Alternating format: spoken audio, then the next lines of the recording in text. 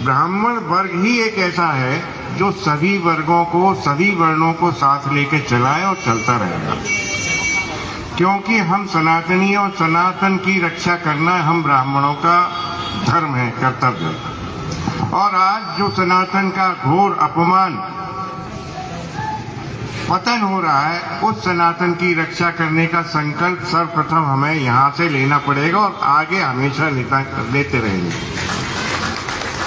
मैं आप सभी से आग्रह करता हूँ, सर्वप्रथम जो प्रथम संकल्प है कि हमें अपने सनातन की, हिंदू धर्म की रक्षा करना है, इसका संकल्प सर्वप्रथम लें। बाकी संकल्प इसमें अपने आप समाहित हो जाएंगे, जिनका मैं आगे आपको निवेदन करूँ।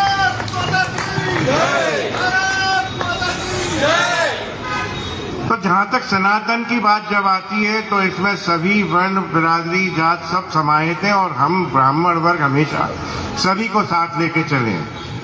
और ऐसा नहीं है कि हम ब्राह्मणों की सभाओं में या ब्राह्मणों की संसदों में हम दूसरों को या अन्य बिरादरी या वर्गों को दूर रखेंगे, हम साथ रखेंगे। न्यायप्रद व्यवस्था होगी, अन्याय नहीं होगा। ये हमारा आपसे संकल्प और वचन है। जो चिंगारी की बात हमारे माननीय जोशी जी ने कही, चिंगारी जैसा कुछ नहीं है। जो वो अभिव्यक्ति सभी लोगों के अंदर व्याप्त है, दबी हुई है, कुचली हुई है, किसी प्रेशर में, किसी दबाव के कारण नहीं बोल पा रहा, वो अगर आप लोगों की शक्ति और आप लोगों के साथ मैंने बोल दिया, तो मैं समझता हूं कि इसको अब आपको ही आगे ले जाना है और मैं आपके पीछे पीछे साथ में चलूंगा। जहां तक सवाल है कि अभी हमारे भाई जी बता रहे थे कि राजनीतिक व्यवस्थाएं, राजनीतिक सत्ताएं तो ये जब सवर्ण समाज एकजुट होगा तो एक रात में परिवर्तित कर सकता है, सिर्फ एक रात में। हमारे अंदर वो सामर्थ्य है कि कोई भी सत्ता हो, चाहे वो संसद वाली सत्ता हो, चाहे विधायिका वाली हो, हम एक रात में उस सत्ता को बदलने की हैसियत रखते हैं, ताकत रखते हैं। बशर्ते जो संकल्प संसद में आगे लिए जाएंगे और आज लिए जाएंगे, उन पे हम एकमत हों और कायम रहें। सर्वप्रथम हमें करना ये होगा कि थोड़े जो व्यक्तिगत स्वार्थ हैं हमारे, उनका सैक्रिफाइस, उनका डेडिकेशन, जो संकल्प है, उन संकल्पों में सनातन सर्वप्रथम संकल्प है। नंबर 2, जो एक आरक्षण व्यवस्था है, जो 78 वर्ष से लगातार चल रही है, जिस पे कभी भी कोई व्याख्या नहीं की गई, जिसकी संसद में कभी कोई परिचर्चा नहीं की गई। सबसे विशेष बात यह है, चाहे वो हमारा परिवारीजन हो, चाहे मेरा दोस्त हो या समाज का हो, चुन के जरूर गया वो संसद में और विधायिका में, उसने कभी कोई आवाज नहीं उठाई। यही मैं कहना चाहता हूं कि हमें पहले ऐसा व्यक्ति चुनना पड़ेगा, उससे पूछना पड़ेगा, वो भले ही किसी पार्टी का हो ना हो। अगर कोई निर्दलीय भी है और वो हमसे ये बात करता है कि हम आपकी बात को उठाएंगे, रखेंगे, तो हमें उस निर्दलीय को ही साथ देना है। ये संकल्प हमारा। हमें नहीं है मतलब किसी पार्टी और राजनीतिक दल से, ना हमें कोई आवश्यकता है। सवर्ण की ताकत इतनी है, 30% है, आप निकालिए गूगल पे डाल के देखिए, और 30% में से जिस दिन 20% भी एक हो गया, उस दिन हर सत्ता पलट देंगे हम। कोई सत्ता ऐसी नहीं है जो जिसको पलटने की हमें क्षमताएं नहीं है, लेकिन हमारी बात वहां तक पहुंचनी चाहिए और विधानों में जो परिवर्तन होना है वो होना चाहिए। आरक्षण का विषय ऐसा है, जैसा जोशी साहब ने कहा, कि 10 वर्ष के लिए प्रथम लागू हुआ।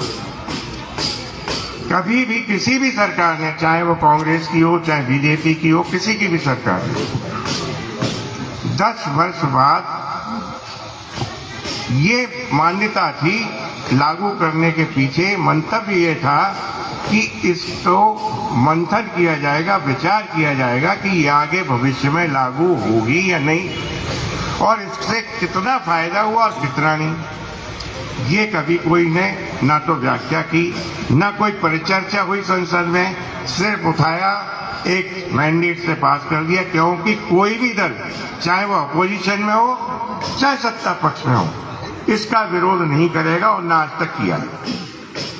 उसका कारण यह है कि उनके ऊपर भी मैंडेट होता है पार्टी का, और आरक्षण की व्यवस्था से एक वोट बैंक की राजनीति जो जुड़ी हुई है, ये भ्रम हमें तोड़ना है सर्वप्रथम, कि हमारे वोट से जीतने के बाद आप वोट की राजनीति उनसे करते हो, हमारे विरुद्ध करते हैं, इस भ्रम को तोड़ना आवश्यक है।